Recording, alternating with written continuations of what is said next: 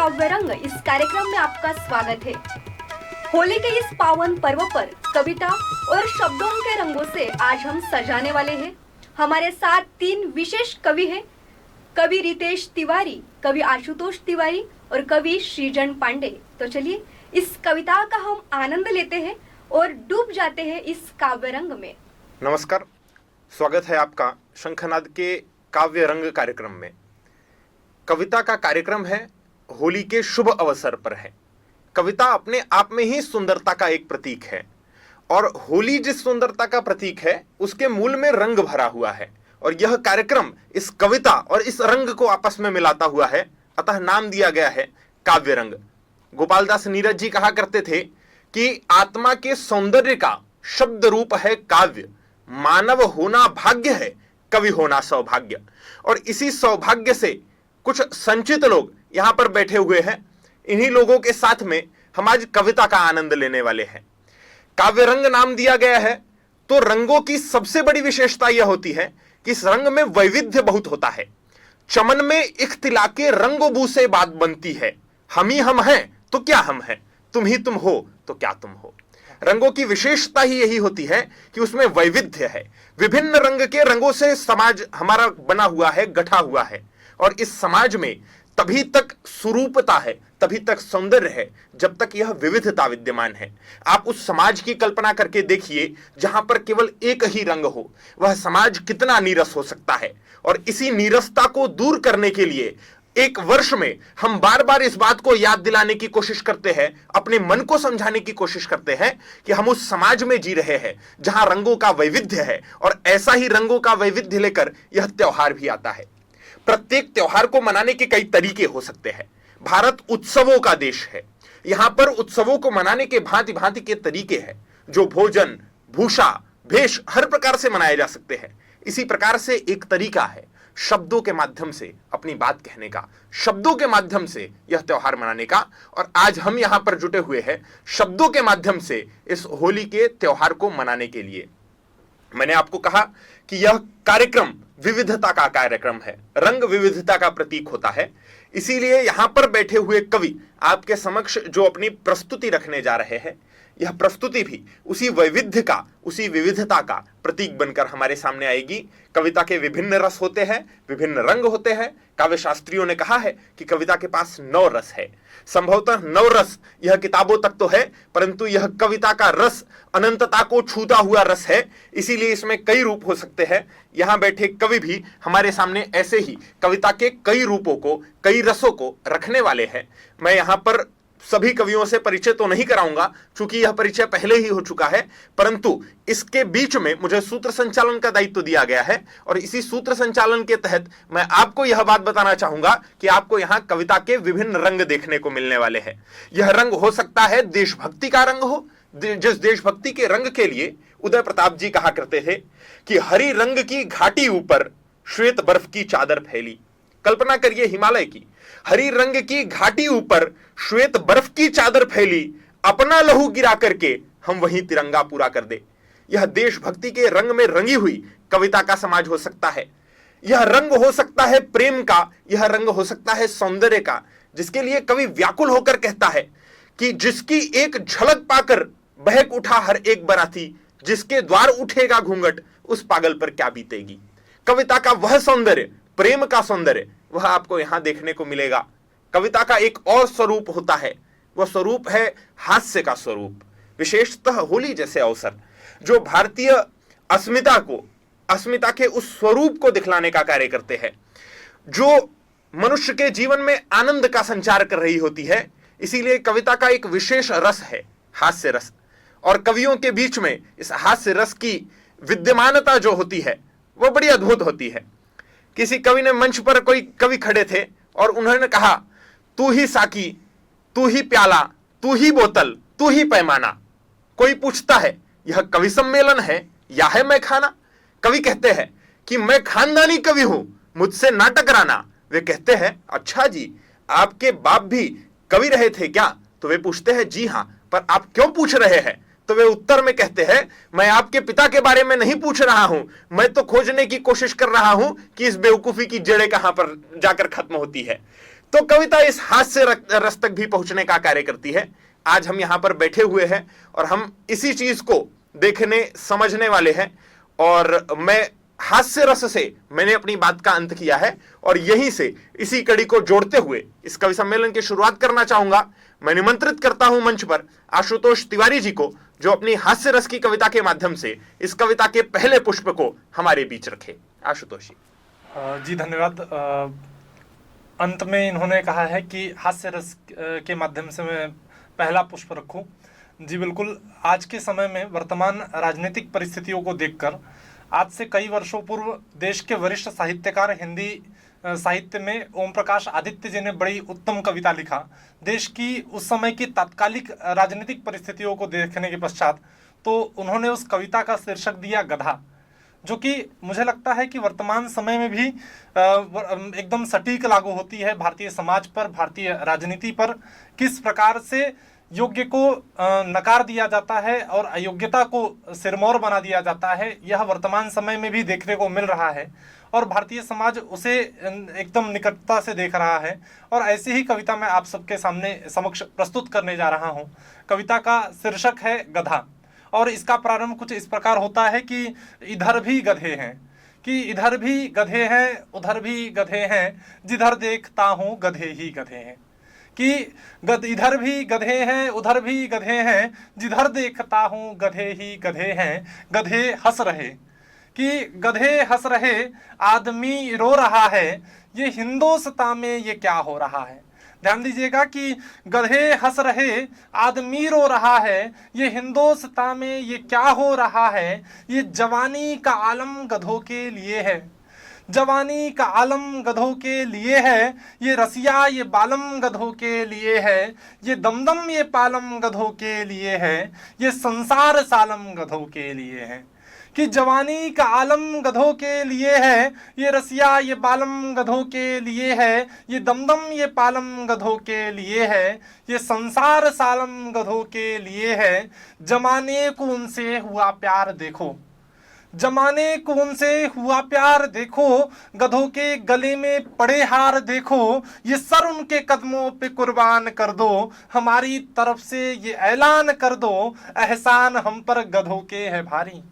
कि एहसान हम पर गधों के है भारी, गधों के हुए आज से हम पुजारी। गधों की इस स्थिति को देखकर निश्चित तौर पर हमें यह कहना बिल्कुल मुझे लगता है सटीक है कि गधों के हुए आज से हम पुजारी। पिलाए जा साकी पिलाए जा डटके, पिलाए जा साकी पिलाए जा डटके, तो विस्की के मटके पे मटके मैं दुनिया को अब भूलना चाहता हूँ और इन गधों की तरह फूलना चाहता हूँ। कि मैं दुनिया को अब भूलना चाहता हूँ, गधों की तरह फूलना चाहता हूँ। स्थिति देखिए कि घोड़ों को मिलती नहीं घास देखो, कि घोड़ों को मिलती नहीं घास देखो और गधे खा रहे हैं च्यवनप्राश देखो। कि घोड़ों को मिलती नहीं घास देखो, गधे खा रहे हैं च्यवनप्राश देखो। यहाँ आदमी की कहाँ कब बनी है, ये दुनिया गधों के लिए ही बनी है। कि यहाँ आदमी की कहाँ कब बनी है, ये दुनिया गधों के लिए ही बनी है। जो गलियों में डोले वो कच्चा गधा है। ध्यान दीजिएगा कि गधों के प्रकार, किस प्रकार के गधे हैं भारतीय समाज में। कि जो गलियों में डोले वो कच्चा गधा है, जो गलियों में डोले वो कच्चा गधा है, जो कोठे पर बोले वो सच्चा गधा है, और जो खेतों में दिखे वो फसली गधा है, और जो माइक पर चीखे वो असली गधा है।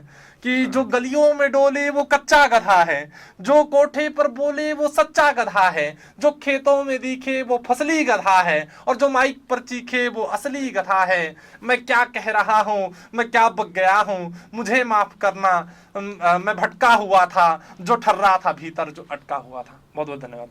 क्या बात है। हास्य रस की यह प्रस्तुति हमने देखी।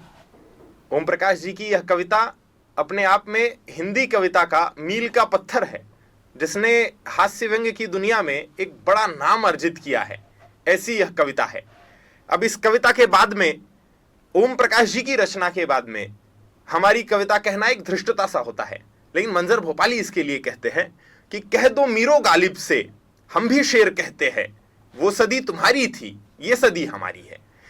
कविता के पास में यह सामर्थ्य तो होना चाहिए कि वह अपनी बात कह सके। तो ऐसी ही अपनी बात कहने के लिए आज होली का विशेष अवसर है। मैं चाहता भी यही हूं कि होली के विशेष अवसर पर होली से संबंधित एक विशेष कविता हो, एक प्रेम कविता हो। ऐसी ही अपेक्षा के साथ में आपके समक्ष एक होली से संबंधित कविता रखने जा रहा हूं। कवि अपनी प्रेमिका के सामने प्रस्तुत है और कहता है कि तुम्हारे रंग से मिलता है इतना रंग मेरा, कोई पहचान न जाए तुम्हारा कौन हूं मैं। यह रंग पहचान कराता है व्यक्ति से व्यक्ति की।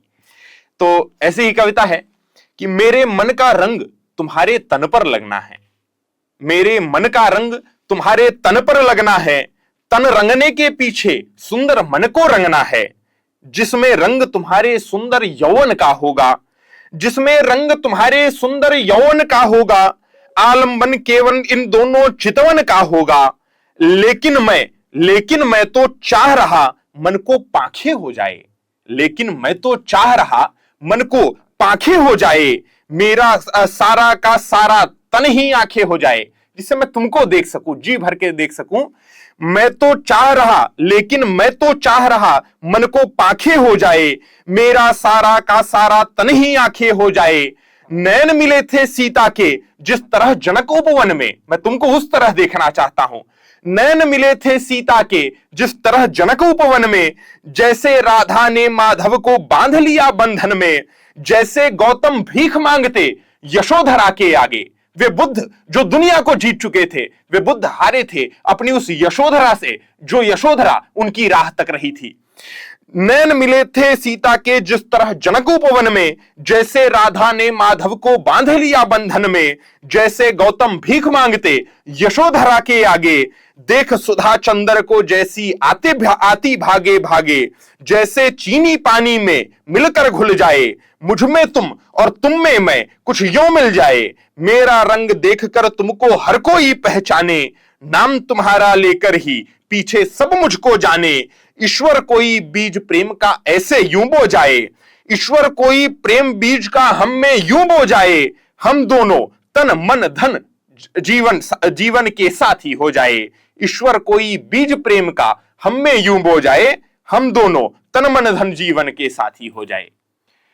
कविता होली की बात कह रही थी, कविता मिलन की बात कह रही थी। मिलन के रूप कैसे होते हैं? मिलन का रूप हम में और आपके बीच में एक जुड़ाव का प्रतीक होता है। हमारी होली की सभ्यता हमको इसी प्रकार से लोक से जोड़ने का कार्य करती है। यहां पर बैठे हैं हमारे बंधु सृजन पांडे जी, जो कि लोक के ऐसे ही रंग जोगीरा का आपके सामने प्रस्तुतिकरण करने वाले हैं। मैं आमंत्रित करना चाहूंगा मंच पर सृजन पांडे जी को। सृजन जी। धन्यवाद रितेश जी। और फागुन रंग झमकते हैं कि फागुन रंग झमकते हैं तो देख बहारें होली की। आप सभी को होली के इस पर्व की अनंत शुभकामनाएं उन तमाम लोगों को जो घर पर रहकर होली मना रहे हैं अथवा अपने घर से दूर रहकर होली मना रहे हैं, भारत के बाहर रहकर होली मना रहे हैं, क्योंकि उनका मन कहीं ना कहीं भारतीयता के रंग में रंगा है, बसा है। और होली का जो पर्व है वो मात्र रंगों से जुड़ा नहीं है।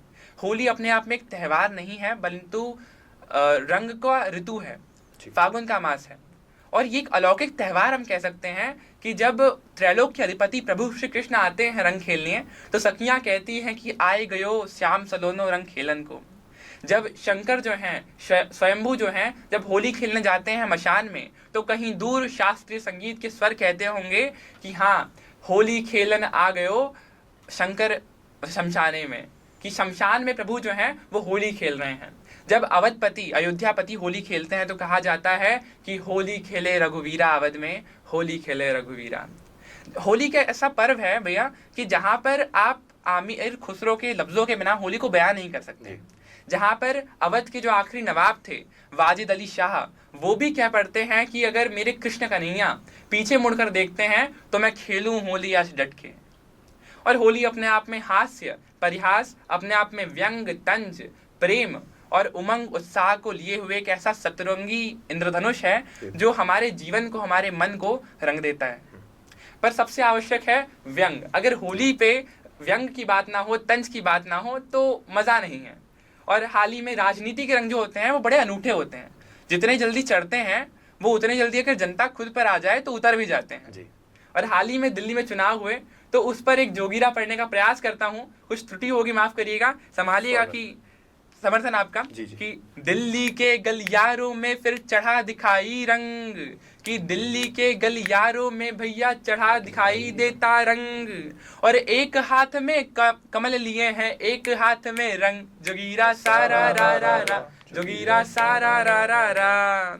और कांग्रेस का देखो भैया हो गया सुपड़ा साफ, कि कांग्रेस का देखो भैया हो गया सुपड़ा साफ, जो झाड़ू लेकर आए थे वो खुद डस्टबिन के पास, जोगीरा सारा रा रा रा, जोगीरा सारा रा रा रा। और महाराष्ट्र में गत वर्ष चुनाव हुए दिल्ली से पहले। अब महाराष्ट्र की राजनीति का जो इतिहास है वो बड़ा अनूठा है।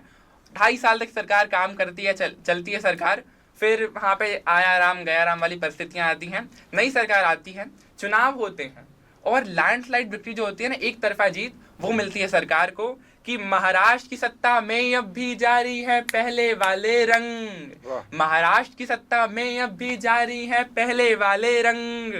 और पहले वाले वो 2.5 साल हुड़दंग किए, कौन पहले वाले, वो 2.5 साल हुड़दंग किए, अब 10 साल करे सत्संग, जोगीरा सारा रा रा रा, जोगीरा सारा रा रा रा। और अभी बहुत भव्य आयोजन हुआ महाकुंभ का, कई विपक्ष के नेताओं ने सवाल उठाए, तो महाकुंभ के अवसर पर उठ रहे थे कई सवाल, कि भैया महाकुंभ के अवसर पर उठ रहे थे कई सवाल, और 70 करोड़ की भीड़ संभाली वो यूपी का लाल, जोगीरा सारा रा रा रा, जोगीरा सारा रा रा रा। और प्रधानमंत्री जी जो हैं, देश का प्रधान सेवक जो है, वो मॉरिशस के दौरे पर गए हैं अभी। बहुत राष्ट्रीय गौरव की बात है, ये किसी पार्टी किसी व्यक्ति के गौरव की बात नहीं है। देश का जो प्रधान सेवक जा रहा है और संपूर्ण विश्व का स्वागत कर रहा है, उन्हें अपने देश का सर्वोच्च सम्मान दे रहा है, तो ये देश के लिए गौरव की बात है। पर मॉरिशस अब पास लगे हैं, कि मॉरिशस अब पास लगे हैं, मणिपुर लगे हैं दूर, मॉरिशस अब पास लगे हैं, कोई छूटेगा नहीं, कि मॉरिशस अब पास लगे हैं, मणिपुर लगे हैं दूर, और साहब से कोई इतना कह दे मणिपुर भी जाएं जरूर, जोगीरा सारा रा रा रा, जोगीरा सारा रा रा रा। और हाल ही में एक न्यूज आया कि पाकिस्तान में बलूच लिबरेशन आर्मी ने एक ट्रेन हाईजैक कर लिया। अब भारत का डंका सब मान रहे हैं, USA, America, Japan, Germany, France, Canada सब मान रहे हैं। अब पाकिस्तान भी मानने लगा है कि बीएलए ने कल परसों में एक प्लेन किया हाईजैक, अरे बीएलए ने कल परसों में एक प्लेन किया हाईजैक, और दिल्ली में बज रही घंटी, फोन की, कि दिल्ली में बज रही घंटी, बोले पापा कर दो थोड़ी हेल्प, जोगीरा सारा रा रा रा, जोगीरा सारा रा रा रा। और निश्चित रूप से होली का जो पर्व है वो हास्य परिहास को अपने आप में समावेशित करता है, इसमें कोई संशय नहीं है। परंतु उससे महत्वपूर्ण होली का जो पर्व है वो एक सिग्निफिकेंट सिंबल है, एक उत्कृष्ट, एक बहुत ही उन्नत सूचक है प्रेम का। जब होली की बात हो, ब्रिज की होली की बात ना हो, तो होली का अपने आप में स्वतः वर्णन जो है अधूरा मालूम पड़ता है। तो ब्रिज की होली का जब वर्णन होता है तो स्मृति पटल में सबसे पहले जो चित्र आता है कि ब्रजभानु दुलारी राधिका रानी जो है वो बरसाने में दौड़ रही हैं, उनके पीछे कृष्ण जो है हाथ में रंग लिए हुए। इसका बड़ा सुंदर चित्रण जो है शैल चतुर्वेदी करते हैं, कहते हैं कि चंचल चपल चतुर चंद्रावली, कि चंचल चपल चतुर चंद्रावली, चलत चटक मटक की चाल, चंचल चपल चतुर चंद्रावली, चलत चटक मटक की चाल। यानी जो राधिका रानी है वो चंचल चतुर चंद्रावली हैं, चतुर भी हैं अपने आप में, चंचल भी हैं, चपल भी हैं, और वो चटक मटक की चाल चल रही हैं प्रभु को रंग लगाने के लिए, प्रभु को रंग लगाने जाती हैं। और जब कृष्ण आते हैं रंग खेलने के लिए तब क्या होता है, तब सखिया कहती हैं कि हाँ आई गयो श्याम सलोनो मेरो रंग खेलन को। तो होली का जो पर्व है वो अपने आप में प्रेम के उन तमाम नायाब उदाहरणों को, उन पाक पवित्र भावनाओं को जो राधा कृष्ण के बीच था, जो सती शिव के बीच था, जो माता पार्वती और शिव के बीच था, जब मैया पार्वती 108 जन्म लेती हैं शिव को प्राप्त करने के लिए, घोर तपस्याएं करती हैं, उसका एक उदाहरण है, उसका एक प्रतीक है। परंतु आज समाज में हमारे तौर तरीके बदल रहे हैं, हमारी महत्वाकांक्षाएं और हमारे हाव भाव, हमारे स्वभाव बदल रहा है, और उसके कारण जो प्रेम की परिभाषा है वो कहीं ना कहीं बदलती जा रही है। सही अक्षर में कहा जाए क्षीण हो रही है, दूषित हो रही है। तो इसी बदलती परिभाषा को देखकर एक लड़की है साधारण परिवार की, पृष्ठभूमि कविता की, अगली कविता की, एक लड़की है साधारण परिवार की, वो क्या इच्छा करती है अपने गुरु शिव से, अपने इष्ट नारायण से क्या कैसा वर मांगती है, वो पेश करता हूँ, संभालिएगा। कि गुलाबों की इस महफिल में जो भगवा थाम फहराए, गुलाबों की इस महफिल में जो भगवा थाम फहराए, मोहब्बत के नाम पे टुकड़े नहीं 35। आप देखते होंगे अखबारों में, न्यूज चैनल्स में कि अलमारी, संदूक, सूटकेस, नदी के किनारे, तालाब के किनारे, सड़कों पर हमारे बहन बेटियों के शव मिलते हैं, उनके टुकड़े मिलते हैं। तो यही जो भय है, लड़की अपना अभिव्यक्त करती है कि मोहब्बत के नाम पे टुकड़े नहीं 35, जो अर्धनारीश्वर हो जाए और इश्क की आड़ में आबरू लूटे जो वो नहीं, कि इश्क की आड़ में आबरू लूटे जो वो नहीं, परंतु जो राम सा स्थित रक्षक हो पाए। और प्रेम पल दो पल का करे जो वो नहीं, मगर जो कन्हैया सा साथ निभाए। प्रेम पल दो पल का करे जो वो नहीं, मगर जो कन्हैया सा साथ निभाए। और विलासिता दास हो जो वो नहीं, जो अपने ऐशो आराम में मग्न हो वो नहीं, कि विलासिता दास हो जो वो नहीं, परंतु जो राम सा मर्यादा पुरुषोत्तम बन दिखलाए। आभा हो जिसकी नारायण सी, वो तेज और प्रताप की आभा हो जिसकी नारायण सी, जो निखिल विश्व में पूजा जाए। जो प्रेम करे तो ऐसा की फिर, जो प्रेम करे तो ऐसा कि फिर युग युग तक दोहराया जाए। और प्राप्त हो हमको भी कोई ऐसा हे शेखर, प्राप्त हो हमको भी कोई, लड़की कह रही है कि प्राप्त हो हमको भी कोई ऐसा हे शेखर, जो सती प्रेम में प्रलय मचाए। और जो प्रीत करे तो ऐसी की फिर से, कि जो प्रीत करे तो ऐसी की फिर से, द्वापर सतयुग का अनुभव करवाए। जो प्रीत करे तो ऐसी की फिर से, द्वापर सतयुग का अनुभव करवाए। और दिनकर साहो तेज भाल पर, वो प्रताप हो दिनकर सा हो तेज भाल पर, जो हमको छाया सा संवेदन दे पाए। छाया दिनकर की पत्नी, जो हमको छाया सा संवेदन दे पाए। और चंद्रमा सा निर्मल हो जो, चंद्रमा सा शीतल हो जो, और रोहिणी रूप में हमको अपनाए। और हनुमत सा जो महावीर हो, यानी बल भी हो, कौशल भी हो और चतुरता भी हो, वो शास्त्रार्थ करने की क्षमता भी हो। कि हनुमत सा जो महावीर हो, कि हनुमत सा जो महावीर हो, जो कौटिल्य से बुद्धि पाए। हनुमत सा जो महावीर हो, जो कौटिल्य से बुद्धि पाए। रण कौशल हो विक्रमादित्य सा जिसका, कि रण कौशल हो विक्रमादित्य सा जिसका, जो कालिदास सा प्रखर शास्त्रार्थी हो जाए। और विलक्षण हो जो ऐसा की फिर, कि विलक्षण हो जो ऐसा कि फिर शस्त्र शास्त्र का ताल बिठाए। विलक्षण हो जो ऐसा कि फिर शस्त्र शास्त्र का ताल बिठाए। और जो रीत करे मुझसे ऐसी, कि जो रीत करे मुझसे ऐसी कि फिर, वो जो रीत करे मुझसे ऐसी कि फिर राधा कृष्ण कहलाए। जो रीत करे मुझसे ऐसी कि फिर राधा कृष्ण कहलाए। कि जो रीत करे मुझसे ऐसी कि फिर राधा कृष्ण पुकारा जाए। और जो प्रेम करे ऐसा गौरा से, जो प्रेम करे ऐसा गौरा से, कि फिर उमापति रूप में पूजा जाए। फिर उमापति रूप में पूजा जाए। हे शंभु फिर दया करो, हे नारायण ये कृपा करो, एक तुमसा वल्लभ हमको भी मिल जाए, एक तुमसा वल्लभ हमको भी मिल जाए। तो निश्चित रूप से होली का पर्व उन तमाम प्रेम के रंगों को भी अपने आप में समेटे हुए आता है। और अंततः आप सभी को मैं कहूँगा होली की बहुत बहुत बधाइयाँ। होली एक पर्व है जहाँ पर आप अपनों से मिलते हैं, जहाँ पर आप अपनों से बातचीत करते हैं, आलिंगन करते हैं।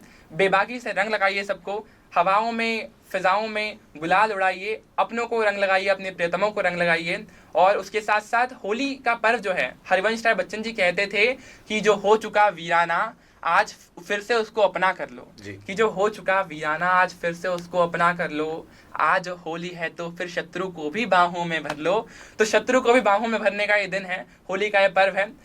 मन मुटाव मिटा करके, सारे गिले शिकवे दूर करके, सभी के साथ उसी उन्माद, उसी उत्साह के साथ होली का पर्व मनाइए।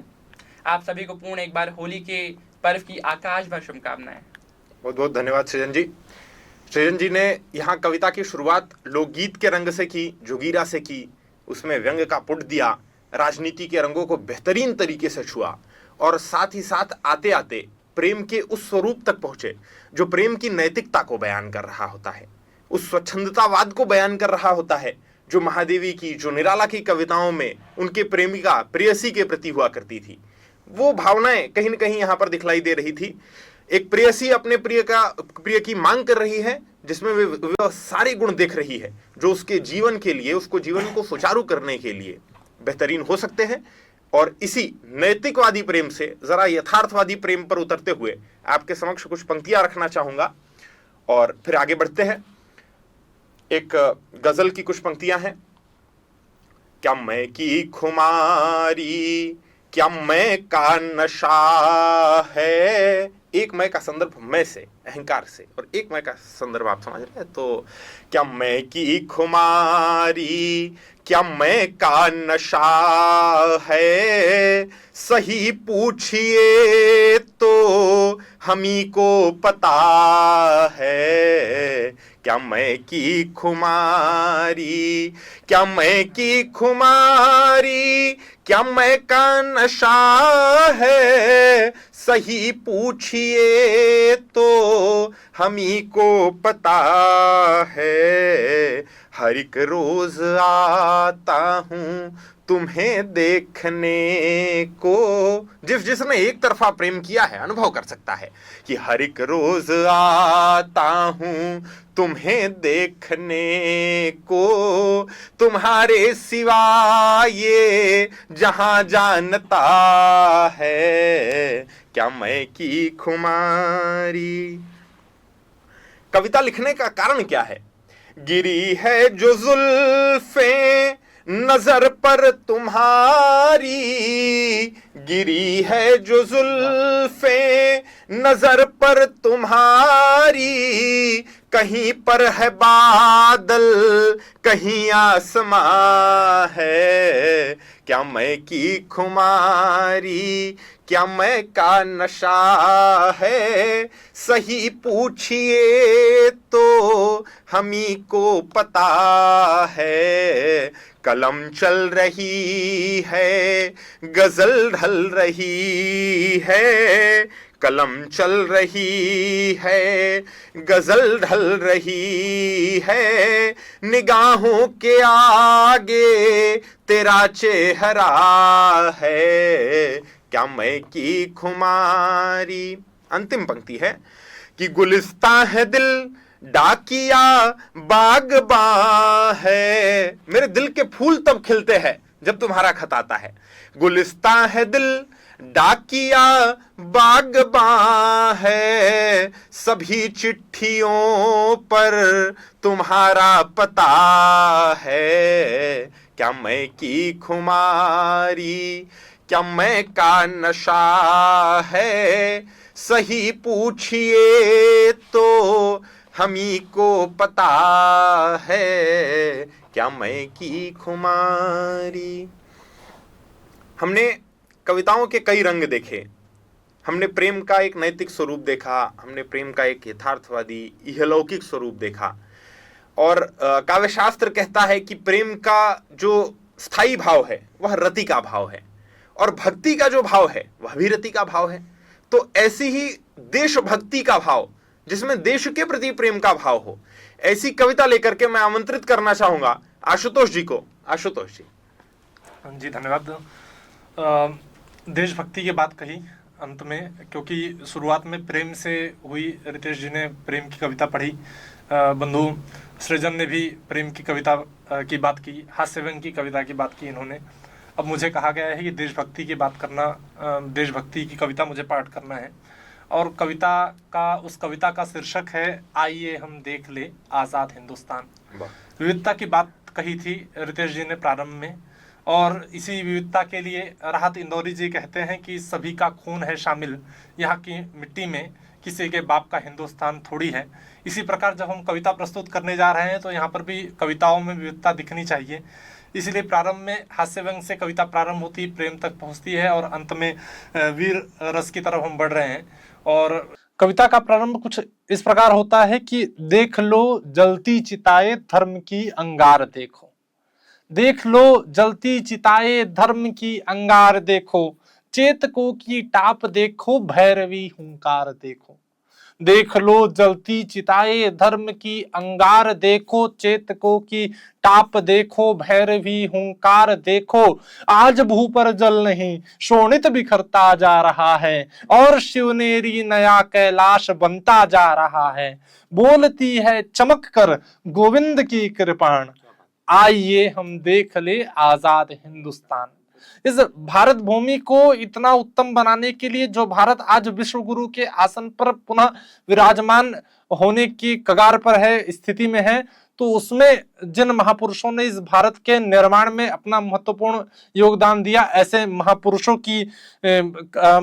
पर यह पंक्ति है कि देख लो आम्बेडकर की धम्म की नव श्रृंखलाएं, देख लो आम्बेडकर के धम्म की नव श्रृंखलाएं, और गांधी शांति उपवन में कहीं चरखा चलाए, जोड़ते सरदार देखो मोतियों का हार भारत, जोड़ते सरदार देखो मोतियों का हार भारत, आज जिनके बल मनाता है सभी त्योहार भारत, आज जिनके बल मनाता है सभी त्योहार भारत, है यही आजाद बिस्मिल की अमिट पहचान, आइए हम देख ले आजाद हिंदुस्तान। ध्यान दीजिएगा कि अब यह तो सारी सकारात्मक बातें हुई, कुछ कमियां भी रही है हमें कि है नहीं आजाद भारत की कथा इतनी सुहानी, कि है नहीं आजाद भारत की कथा इतनी सुहानी, माँ पिलाती तृषित सुत को दूध कहकर रोज पानी, माँ पिलाती तृषित सुत को दूध कहकर रोज पानी, क्या पहुंचकर चांद पर भी फांद पाए रूढ़ियों को। यह गंभीर चिंता है आज के लिए भी कि क्या पहुंचकर चांद पर भी फांद पाए रूढ़ियों को, दे सके छोटे घरौंदे बेसहारा बूढ़ियों को, क्या बहनों को दे सके। आज बहनों के साथ दुराचार को देखकर यह प्रश्न निश्चित तौर पर हमारे सामने आकर पुनः खड़ा हो जाता है कि क्या बहनों को दे सके हम आज तक सम्मान, और आइए हम देख ले आजाद हिंदुस्तान। अंतिम पंक्ति कुछ इस प्रकार है कि हो गया जिस एक कारण से कभी दो भाग भारत, कि विभाजन की बात है कि हो गया जिस एक कारण से कभी दो भाग भारत, आज भी निस्दिन जलाए जा रही जो आग भारत, आज भी निस्दिन जलाए जा रही जो आग भारत, और इस आग को बढ़ाने में जिनका योगदान है, इस आग को तूल देने में जिनका योगदान है, कि आग को जो तूल देते वो कहाते जनप्रणेता। इस भारत में वो जनप्रणेता कहला रहे हैं कि आग को जो तूल देते वो कहाते जन प्रणेता, झोंक दे जो गर्त में इंसान को कहलाए नेता, झोंक दे जो गर्त में इंसान को कहलाए नेता, जिनकी बदौलत हो गया बर्बाद हिंदुस्तान, आइए हम देख ले आजाद हिंदुस्तान। बहुत बहुत धन्यवाद सभी दर्शकों को, होली की बहुत बहुत शुभकामनाएं, आपके जीवन में भी खुशियों के रंग भरे और यह समाज भी इन रंगों के माध्यम से उन्नति को प्राप्त करे। इसी के साथ अपनी कविता को समाप्त करता हूं। धन्यवाद। अद्भुत कविता रही। भारत की आज़ादी के अमृत महोत्सव को हमने कुछ दिन पहले मनाया, अब हम संविधान के अमृत महोत्सव को मना रहे हैं। गणतंत्र का अमृत महोत्सव हमारा बीत चुका है। उस बीच हमने क्या सकारात्मक चीजें देखी, क्या नकारात्मक चीजें देखी, इन सभी को इस कविता में समाश्रित करने का कार्य आशुतोष जी ने किया, और अंत में जो एक व्यंग का पुट रखा वो बहुत ही अद्भुत रहा है। हमने आज होली के दिन में विभिन्न रंगों को, कविता के विभिन्न रंगों को देखा, विभिन्न स्वरूपों को देखा, और उसकी सुंदरता वही है। और उस सुंदरता को देखते हुए अब हम कार्यक्रम के उस अंतिम हिस्से पर आ चुके हैं जहां हमें कविता की समाप्ति तो कभी हो नहीं सकती है, पर आज के लिए यही कविता को विराम करना चाहिए। इस दृष्टिकोण के साथ में आज के अवसर को हम और अधिक सुंदर बनाते हुए, इसी अवसर पर कुछ पंक्तियां रखते हुए कविता यहाँ पर कार्यक्रम का समापन करेंगे हम। तो होली के संदर्भ में आपके समक्ष कुछ पंक्तियां रखने जाऊंगा कि प्रकृति के सुंदर श्रवणों में ये कैसी श्रुति आई, प्रकृति के सुंदर श्रवणों में ये कैसी श्रुति आई, सेमर पलास सब फूल रहे सौरभ की सौरभ आई, धरती की निखरे सुंदरता पुष्प अचरिया छाई, रंग दंग संग भंग मिले ओ भाई होली आई। बीता दुख का शीतकाल, अभी अभी दुख का शीतकाल बीता है, बीता दुख का शीतकाल अब है वसंत सुखदाई, बीता दुख का शीतकाल अब है वसंत सुखदाई, नव पल्लव से सजे विटप ले पीले पात विदाई, नैसर्गिक सौंदर्य रंग की होती आज सगाई, और रंग दंग संग भंग मिले ओ भाई होली आई। हर ऋतु में भाव दूध मिलता, हर ऋतु में भावना का दूध मिलता है, हर ऋतु में भाव दूध मिलता, इस ऋतु में प्रेम मलाई, हर ऋतु में भाव दूध मिलता, इस ऋतु में प्रेम मलाई, चंद्र किरण इठलाकर चलती सूरज लेत जमाई। इस समय चांद इठलाकर चल रहा है और सूरज अभी अलसाया हुआ है, अभी वो ठंडी के बिस्तर से बाहर निकला है। हर ऋतु में भाव दूध मिलता, इस ऋतु में प्रेम मलाई, चंद्र किरण इठलाकर चलती सूरज लेत जम्हाई, होता ब्याह निसर्ग मात का, होता ब्याह निसर्ग मात का, बजे हवा शहनाई और रंग दंग संग भंग मिले, ओ भाई होली आई।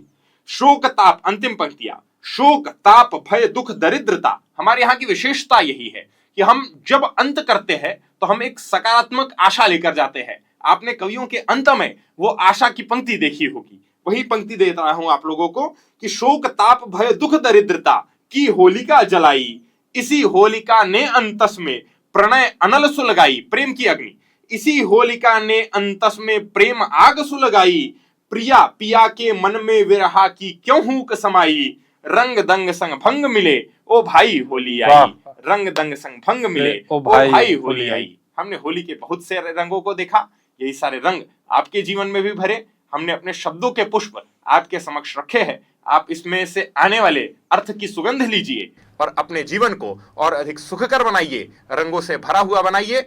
होली आप सभी को बहुत बहुत मुबारक हो। आप होली के दिवस का आनंद लीजिए, केवल यही अपेक्षा। बहुत बहुत धन्यवाद।